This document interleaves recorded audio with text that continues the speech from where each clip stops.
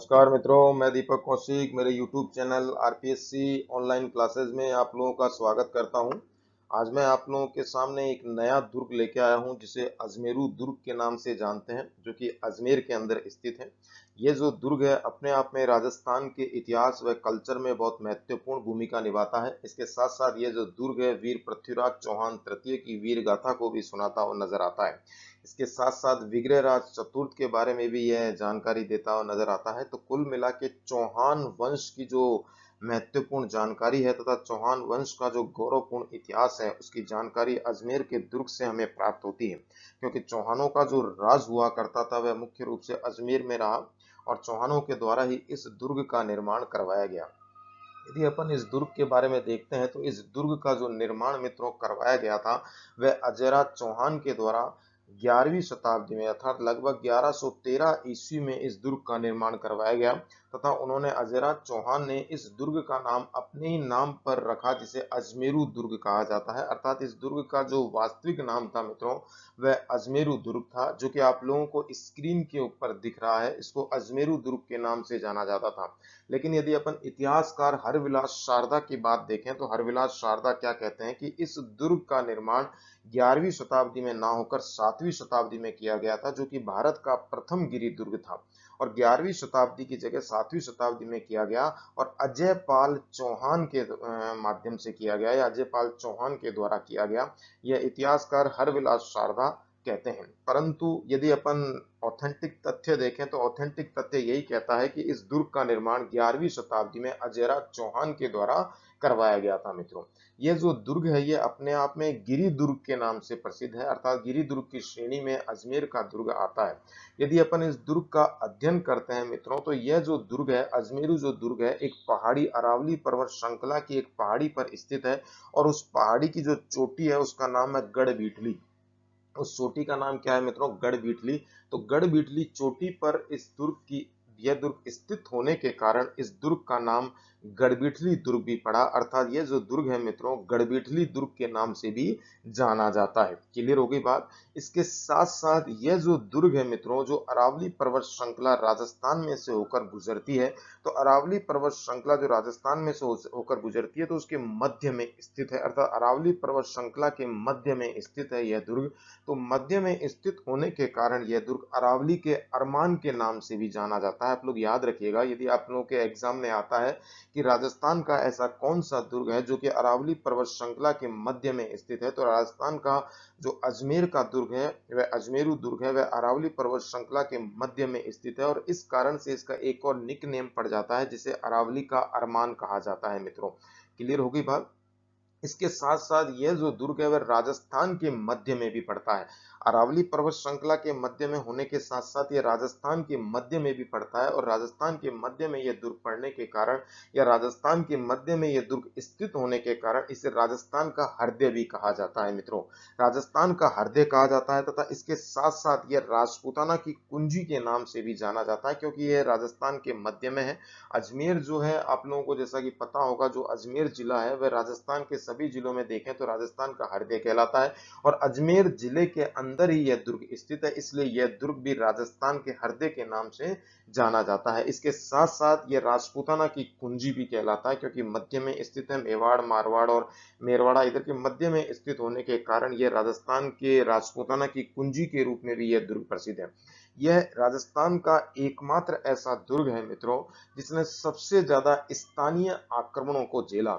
स्थानीय आक्रमणों को लगातार झेलने के कारण यह दुर्ग मित्रों बार बार जगह जगह से टूटता चला गया और ये आज की तारीख में यदि अपन इस दुर्ग को देखने के लिए अजमेर जाते हैं तो एक प्रकार से यह दुर्ग लुप्त प्राय हो चुका है। इसके सिर्फ खंडर रूपी अवशेष ही हमारे को देखने को मिलते हैं। यदि अपन चलते हैं कि कालांतर में इस दुर्ग का नाम तारागढ़ किसने रखा और तारागढ़ किस प्रकार से रखा गया या किसके द्वारा रखा गया, क्योंकि ये वर्तमान में यदि अपन देखें तो ये तारागढ़ दुर्ग के नाम से भी प्रसिद्ध है।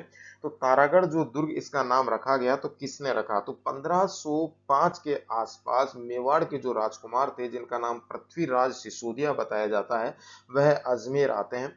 तो पृथ्वीराज जो सिसोदिया है वह इतिहास में उड़ना राजकुमार के नाम से भी प्रसिद्ध है। मित्रों, अब उड़ना राजकुमार वह क्यों जाने जाते हैं, तो उड़ना राजकुमार उनको इसलिए कहा जाता है क्योंकि वह उनके दो तथ्य बताए गए हैं उड़ना राजकुमार में।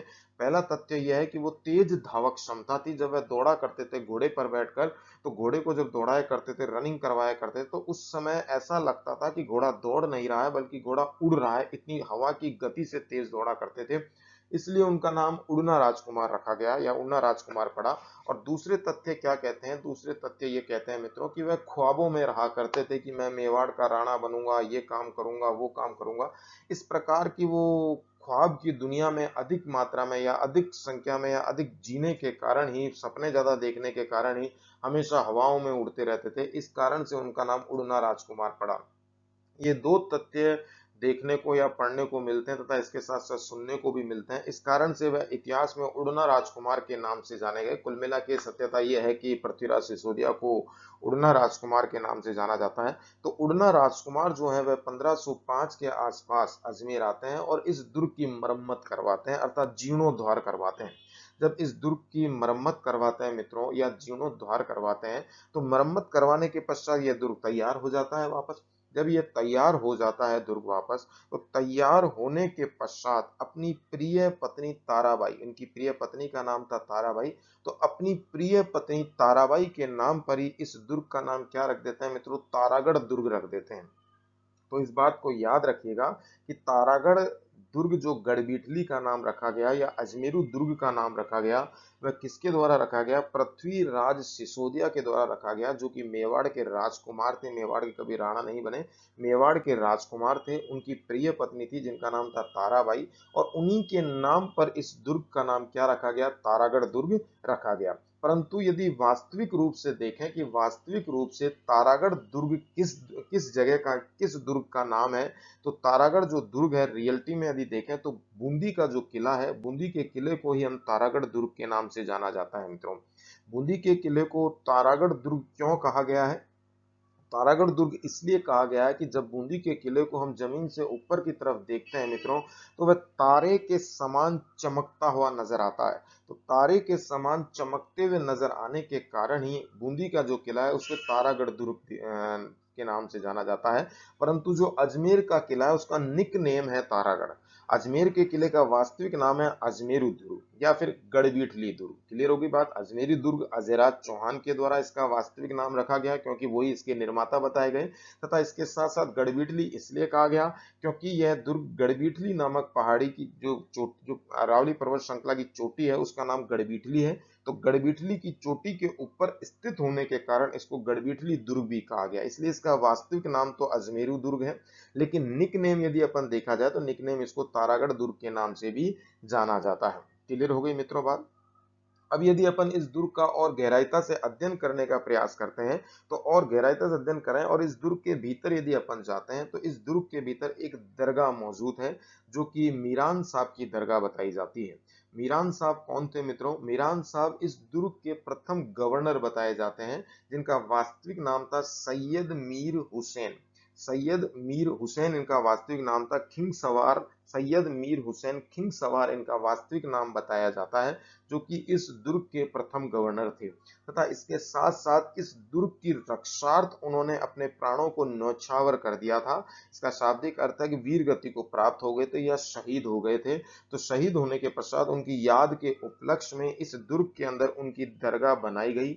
आज उनकी दरगाह वहां पर स्थित है और काफी जायरीन वहां पर जियारत करने के लिए आया करते हैं। जो हजरत मीरान साहब थे उनका एक प्रिय घोड़ा था, उनकी घोड़े की मजार भी इसी दुर्ग के अंदर स्थित है मित्रों। एक बात याद रखिएगा कि उत्तर भारत में जो घोड़े की मजार है वह सिर्फ और सिर्फ या मात्र और मात्र अजमेर के तारागढ़ दुर्ग के अंदर ही स्थित है। बूंदी के तारागढ़ दुर्ग नहीं, अजमेर के तारागढ़ दुर्ग के अंदर ही घोड़े की मजार स्थित है। यदि आप लोगों के एग्जाम में आता है कि घोड़े की मजार कहाँ स्थित है, तो अजमेर का जो तारागढ़ दुर्ग है, गढ़बीटली दुर्ग है या अजमेरू दुर्ग है, उस दुर्ग के अंदर ही घोड़े की मजार स्थित है। लोक मान्यताओं के अनुसार यदि अपन लोक मान्यता देखते हैं तो लोक मान्यताओं के अनुसार उस घोड़े की मजार पर चने और गुड़ चढ़ाने से व्यक्तियों की मनोकामनाएं पूर्ण हो जाया करती हैं। क्लियर हो गई बात मित्रों? इसके साथ साथ इस दुर्ग में पृथ्वीराज स्मारक भी स्थित है। क्लियर हो गई बात। तथा यदि अपन इस दुर्ग की बुर्जों को देखते हैं या इस दुर्ग की पोलों को देखते हैं तो इस दुर्ग के छोटे मोटे जो पोल देखे जाए तो छोटे मोटे पोल 8 पोल इस दुर्ग के बताए जाते हैं। लगभग 8 पोल तारागढ़ दुर्ग के हैं। तथा ये बुर्जें हैं, ये 14 बुर्जें इस दुर्ग में बताई जाती हैं। कितनी बुर्जें हैं मित्रों? 14 बुर्जें इस दुर्ग के अंदर बताई जाती हैं। तथा इसके साथ साथ पानी के कुंड, तथा इसके साथ साथ 5 पानी के कुंड भी इसी दुर्ग के भीतर स्थित हैं, जो कि पानी पीने के लिए प्रयोग में लाए जाते होंगे। तथा यह दुर्ग जो है, यह दुर्ग भी चित्तौड़ के दुर्ग के समान एक लिविंग फोर्ट के रूप में भी प्रसिद्ध है। तो लिविंग फोर्ट का मतलब होता है कि ऐसा दुर्ग जिसके अंदर जनता रहती हो। तो तारागढ़ जो दुर्ग है इसमें काफी संख्या में जनता रहा करती है, काफी मकान बने हुए हैं, काफी परिवार इस दुर्ग के अंदर रह रहे हैं। आप लोग कभी अजमेर घूमने आए तो तारागढ़ दुर्ग में आके देखें, तो तारागढ़ दुर्ग में आपको काफी संख्या में परिवार बसे हुए नजर आएंगे। तो यह दुर्ग भी अपने आप में एक लिविंग फोर्ट के रूप में प्रसिद्ध है। और वर्तमान में यह दुर्ग एक तरह से एक खंडर रूप में परिवर्तित हो चुका है। इस दुर्ग में जो पृथ्वीराज चौहान तृतीय के जो अवशेष थे या उनकी जो यादें थी, वर्तमान में कहीं आपको देखने को नहीं मिलेगी। लगभग लगभग ये टूट गया है, खंडरों में तब्दील हो गया है। आप लोगों को एक मजार मिलेगी बढ़िया फर्स्ट क्लास, जो कि मीरान साहब की मजार है। जो इस दुर्ग में सिर्फ दर्शनीय जो स्थल है या देखने लायक जो स्थल है वह सिर्फ मीरान साहब की मजार ही है। बाकी इस दुर्ग के अंदर जितने भी चौहान वंश की जितनी भी यादें थी वह लगभग लगभग समाप्त हो चुकी है। बाहर से यह दुर्ग बहुत अच्छा नजर आता है, लेकिन जैसे हम इस दुर्ग के अंदर प्रवेश करते हैं तो यहाँ पर हमारे को खंडरों के अलावा कुछ नहीं मिलता है मित्रों। ये वर्तमान में आप लोगों को तारागढ़ दुर्ग के बारे में मैंने आप लोगों को बताने का प्रयास किया। नेक्स्ट पेज पे अपन चलते हैं। नेक्स्ट पेज पे अपन चलें तो यहाँ पर आपको एक आकृति नजर आ रही है, काफी शानदार वास्तुकला का आप लोगों को यहाँ पे प्रतीक नजर आ रहा है, बहुत शानदार बारीकी नजर आ रही है। इसको ये अजमेर के अंदर ही स्थित है। तारागढ़ की तलहटी, जो तारागढ़ का दुर्ग है उसकी तलहटी में ही यह स्थान स्थित है मित्रों। इसको हम 2.5 दिन के झोपड़े के नाम से जानते हैं। ये इतिहास में 2.5 दिन के झोपड़े के नाम से प्रसिद्ध है। यदि अपन इसको देखें कि क्या ये 2.5 दिन का झोपड़ा वास्तव में 2.5 दिन का झोपड़ा था, तो ये 2.5 दिन का झोपड़ा नहीं था मित्रों। यह जो वास्तव में यदि अपन देखते हैं तो एक संस्कृत पाठशाला थी, जो विग्रहराज चतुर्थ के द्वारा लगभग 1153 ईस्वी में इसका निर्माण करवाया गया था। लगभग 1153 ईस्वी में इसका निर्माण करवाया गया विग्रहराज चतुर्थ के द्वारा, जो कि अजमेर के चौहान शासक थे। और संस्कृत पाठशाला के रूप में इसका निर्माण करवाया गया था। यहाँ पे संस्कृत का अध्ययन करवाया जाता था। और इसी संस्कृत पाठशाला में हरकेली के जो नाटक हैं, उन नाटक की जो लेखनी है यहाँ पे बाकायदा पत्थरों पर उकेरी गई थी। क्लियर हो गई बात। तो वास्तविक रूप से यह जो आप लोगों को महलनुमा आकृति या खंडर रूपा आकृति दिख रही है, वास्तविक रूप से एक संस्कृत पाठशाला थी मित्रों। लेकिन कालांतर में धीरे धीरे समय निकलता है तो सन 1194 का समय आता है, जिसमें मोहम्मद गोरी का एक सेनापति होता है, कुतुबुद्दीन ऐबक। नाम तो आपने सुना होगा कुतुबुद्दीन ऐबक का। तो मोहम्मद गोरी का एक सेनापति होता है कुतुबुद्दीन ऐबक, जो कि अजमेर पर आक्रमण करता है। और आक्रमण जब वह करता है तो इस जो संस्कृत पाठशाला है इसको तुड़वा देता है, और इसको तुड़वा कर इसके स्थान पर एक मस्जिद का निर्माण करवा देता है मित्रों। तो जब वह मस्जिद का निर्माण करवाता है तो वह राजस्थान की प्रथम मस्जिद होती है। यदि आप लोगों के एग्जाम में आता है कि राजस्थान की प्रथम मस्जिद का निर्माण किसके द्वारा करवाया गया था, तो कुतुबुद्दीन ऐबक के द्वारा प्रथम मस्जिद का निर्माण करवाया गया था लगभग 1194 ईस्वी के आसपास। तथा वह मस्जिद कहाँ पर स्थित है? अजमेर में स्थित है। वर्तमान में किस नाम से जानी जाती है? 2.5 दिन के झोपड़े के नाम से जानी जाती है। क्लियर हो गई बात मित्रों। अब ये प्रश्न बनता है कि इसका नाम 2.5 दिन का झोपड़ा कैसे पड़ा। इसको हम 16 खंभों का 16 खंभा भी कहते हैं, या 16 खंभों की छतरी भी कहते हैं, या 16 खंभा के नाम से भी जानते हैं। क्योंकि जैसे आप लोगों को यहाँ पे ये पिल्लर रूपी आकृति दिख रही है, जैसे मेरा कर्सर जा रहा है उस कर्सर पे आप लोगों को पिल्लर रूपी आकृति दिख रही है। तो यहाँ पर टोटल यदि अपन पिलरों को गिनते हैं तो ये टोटल इनकी संख्या 16 है, इसलिए इनको 16 खंभा भी कहा जाता है। अब प्रश्न आता है कि इसका नाम 2.5 दिन का झोपड़ा किस लिए पड़ा। किंवदंतियां मैं आप लोगों को बता देता हूँ। किंवदंतियां जो होती हैं वह कुछ तो सत्य हो जाती हैं, और अधिकांश रूप से जो किंवदंतियां होती हैं वह असत्य होती हैं। तो किंवदंतियां क्या कहती हैं? किंवदंतियां कहती हैं कि इसका निर्माण 2.5 दिन के अंदर करवाया गया था, इसलिए इसको 2.5 दिन का झोपड़ा कहते हैं। परंतु यह गलत है। किंवदंती के माध्यम से जो ये शब्द कहा गया है ये कंप्लीटली गलत है। इसका तथ्य मैं बता देता हूं कि इसको 2.5 दिन का झोपड़ा क्यों कहा जाता है। जब कुतुबुद्दीन ऐबक इसका निर्माण करवा देते हैं और इसको एक मस्जिद में तब्दील कर देते हैं, तो पंजाब से एक फकीर आते हैं। पंजाब से एक फकीर आते हैं और उन फकीर का जो वास्तविक नाम होता है मित्रों, उसका उनका वास्तविक नाम होता है पंजाब शाह। उन फकीर का नाम क्या होता है मित्रों? पंजाब शाह उनका नाम होता है। तो पंजाब शाह उनका नाम होता है, तो वह पंजाब शाह इस मस्जिद के अंदर आते हैं। यहीं वह अपने तपस्या करते हैं और यहीं पर वह अपनी समाधि लगा लेते हैं। जब वह समाधि लगाते हैं तो उनकी समाधि में उनकी याद में जो यहाँ पर उर्स भरता है वह 2.5 दिन का भरता है मित्रों। कितने दिन का भरता है? 2.5 दिन का। उनकी पंजाब शाह जो फकीर हैं, जो पंजाब से आए थे, तो उनकी याद में जो यहाँ पर उर्स भरता है, उनकी समाधि यहीं स्थित है, इसी महल के अंदर या इसी झोंपड़े में उनकी समाधि स्थित है।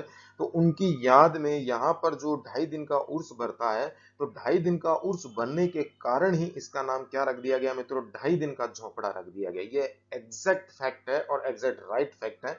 बाकी जितनी भी किंवदंतियां हैं कि 2.5 दिन में बना और 2.5 दिन के अंदर इसका निर्माण करवाया गया, ये सारी गलत बातें हैं। राइट बात यही है कि पंजाब शाह का जो 2.5 दिन का उर्स यहाँ पर भरता है और इस मस्जिद में भरता है, और इसी कारण से इसका नाम 2.5 दिन का झोंपड़ा रख दिया गया था। और इसका जो वास्तविक निर्माता थे, वह वास्तविक निर्माता विग्रहराज चतुर थे। क्लियर हो गई बात? जिन्होंने इसको एक संस्कृत पाठशाला के रूप में इसका निर्माण करवाया था। परंतु कुतुबुद्दीन ऐबक ने कालांतर में कुतुबुद्दीन ऐबक ने इसको तुड़वा कर इसकी जगह मस्जिद का निर्माण करवा दिया। और तथा एक पंजाब शाह जो फकीर हैं, जो पंजाब से आए थे, उनका 2.5 दिन का उर्स बनने के कारण इसका नाम 2.5 दिन का झोपड़ा रख दिया गया मित्रों। क्लियर होगी बात? नेक्स्ट अपन चलते हैं अगले पेज के ऊपर। अगले पृष्ठ के ऊपर आपको यहाँ पर एक महल नुमा आकृति दिख रही है मित्रों। ये काफी अच्छा, सुंदर और आकर्षक महल आप लोगों को दिख रहा है। यदि अपन इस महल को देखते हैं तो ये महल क्या है, इसका नाम क्या है, ये किसने बनवाया? यदि अपन इस देखते हैं इस महल को, तो ये जो महल है मित्रों, ये अजमेर में स्थित है। अजमेर के अंदर स्थित है और वर्तमान में ये एक म्यूजियम के रूप में प्रसिद्ध है, पुस्तकालय के रूप में यहाँ पे अजमेर में प्रसिद्ध हो चुका है। इस इस महल का या इस दुर्ग का जो वास्तविक नाम है मित्रों, वह अकबर के महल के नाम से प्रसिद्ध है। किसके नाम से प्रसिद्ध है? अकबर के महल के नाम से प्रसिद्ध है। लगभग मुगल बादशाह अकबर ने इस दुर्ग का निर्माण निर्माण करवाया था। इस दुर्ग का निर्माण 1570 में, याद रखिएगा, इस दुर्ग का निर्माण 1570 में मुगल बादशाह अकबर के द्वारा ख्वाजा मोइनुद्दीन चिश्ती के सम्मान में इस दुर्ग का निर्माण करवाया गया। अब ख्वाजा मोइनुद्दीन चिश्ती कौन है, यह भी आप लोगों को बता देता हूं। मुस्लिम संप्रदाय के सबसे बड़े जो संत कहलाए वह ख्वाजा मोइनुद्दीन चिश्ती कहलाए, जिनकी जो दरगाह है वह अजमेर के अंदर स्थित है।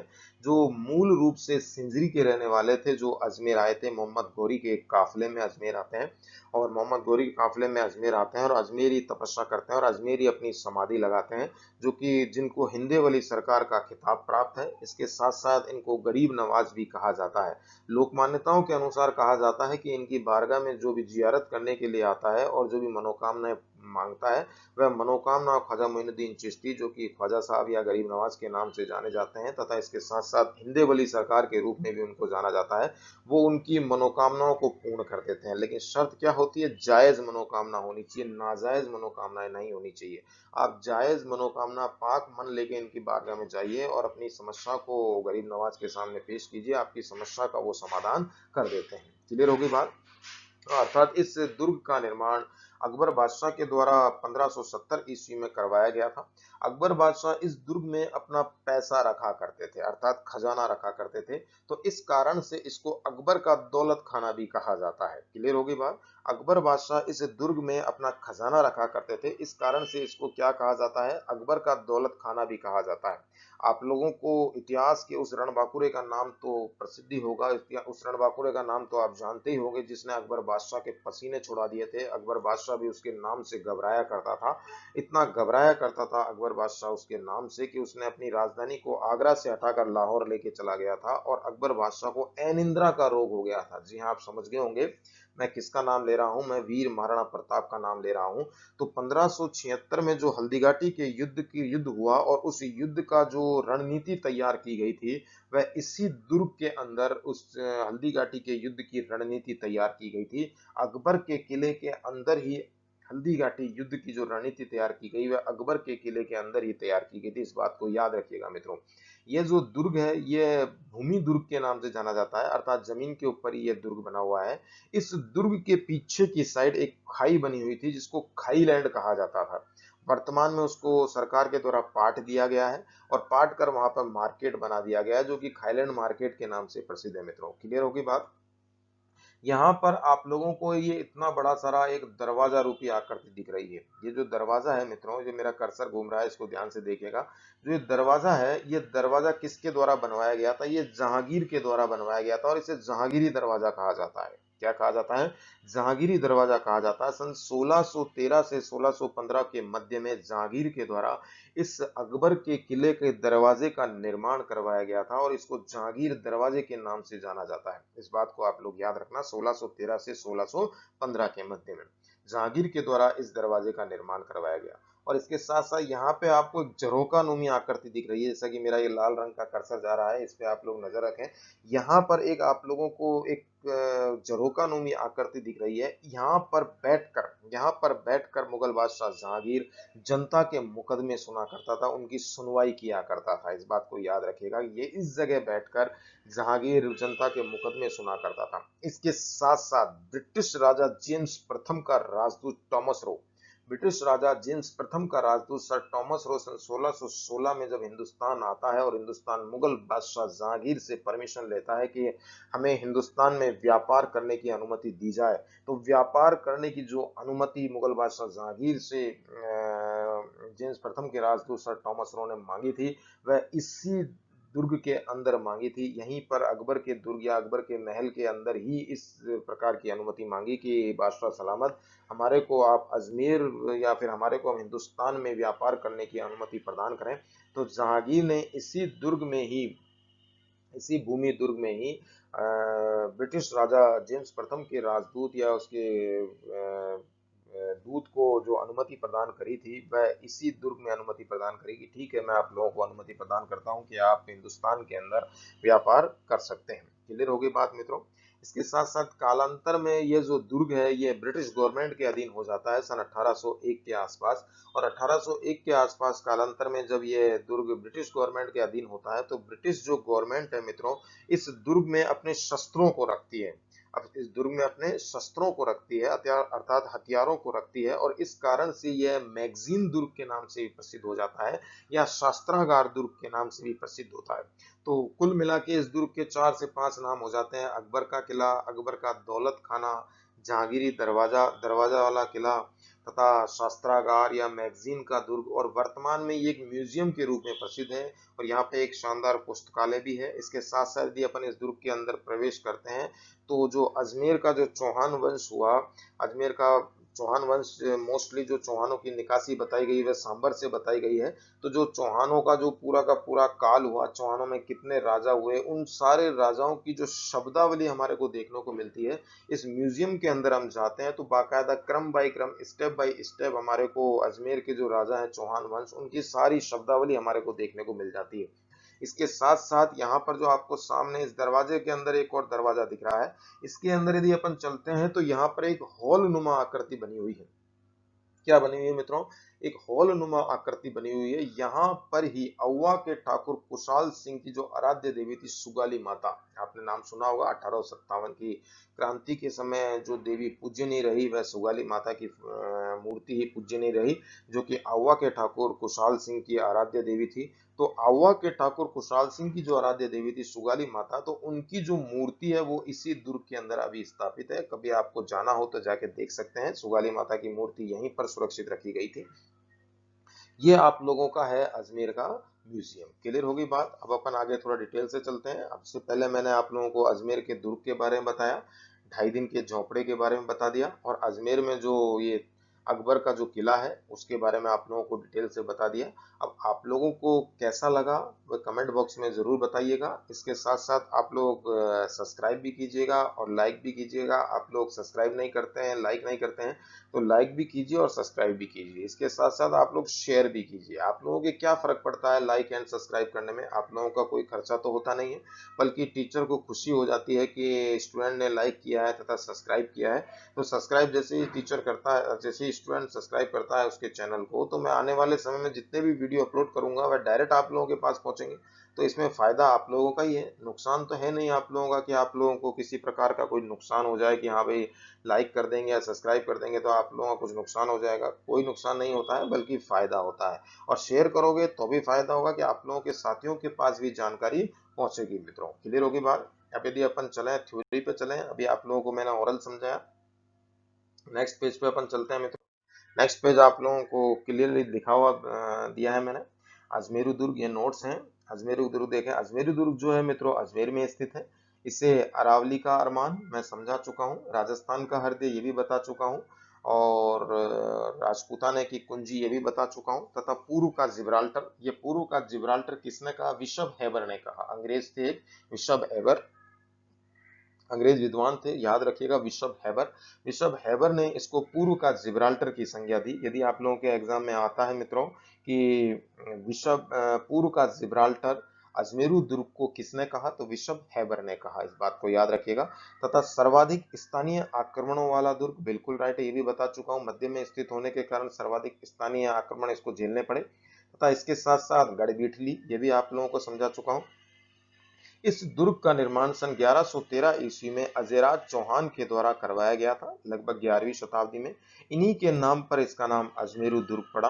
अजमेर अरावली पर्वतमाला के मध्य में स्थित होने के कारण अरावली का अरमान भी कहलाता है। राजपूताना ऑब्लिक राजस्थान के मध्य में होने के कारण यह राजस्थान का हृदय व राजपूताने की कुंजी भी कहलाता है। इस दुर्ग के निर्माण से प्रभावित होकर बिशप हैबर ने इसे पूर्व का जिब्राल्टर कहा। यहाँ लिखा हुआ है पूर्व का जिब्राल्टर। नेक्स्ट, मेवाड़ के पृथ्वीराज सिसोदिया ने 1505 ईस्वी में इस दुर्ग के कुछ भाग का निर्माण कराकर अपनी पत्नी ताराबाई के नाम पर इस दुर्ग का नाम तारागढ़ रख दिया। याद रखिएगा, निक नेम है तारागढ़, ओरिजिनल नाम इसका अजमेरू दुर्ग है। ठीक है। नेक्स्ट है, इसी दुर्ग में मुगल बादशाह शाहजहां के बड़े बेटे दारा शिकोह का जन्म हुआ। बिल्कुल इसी दुर्ग के अंदर दारा शिकोह का जन्म हुआ था। इसके साथ साथ एक और बात बता देता हूँ, इसके साथ साथ जब धौलपुर का युद्ध होता है मित्रों, और धौलपुर के युद्ध में, और धौलपुर का युद्ध किन किन के मध्य में हुआ था? औरंगजेब और दारा शिकोह के मध्य में धौलपुर का युद्ध हुआ था। और धौलपुर के युद्ध में औरंगजेब की विजय होती है तथा दारा शिकोह की हार हो जाती है।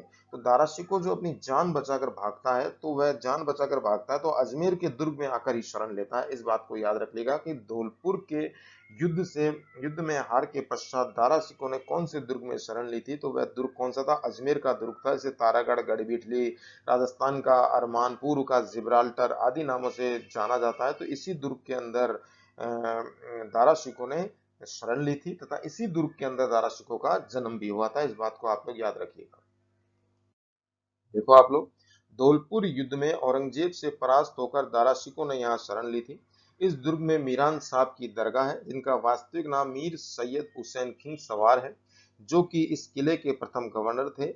इन्होंने किले की रक्षार्थ अपने प्राणों की कुर्बानी दी थी। इस बात को याद रखना मित्रों। यहाँ घोड़े की मजार भी है। यहाँ रूठी रानी उमादे की छतरी पृथ्वीराज स्मारक स्थित है। इस दुर्ग में छोटे मोटे 8 से 9 दरवाजे हैं तथा 14 बुर्ज हैं व 5 पानी के कुंड हैं। ये आप लोगों को सारी मैंने जो जानकारी दी, ये अजमेर के दुर्ग के बारे में जानकारी दी।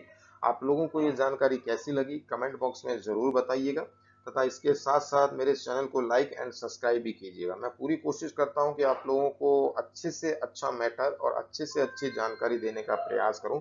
हालांकि लाइव की मैं बहुत जल्दी लाइव भी आऊँगा, बोर्ड पे भी पढ़ाऊँगा।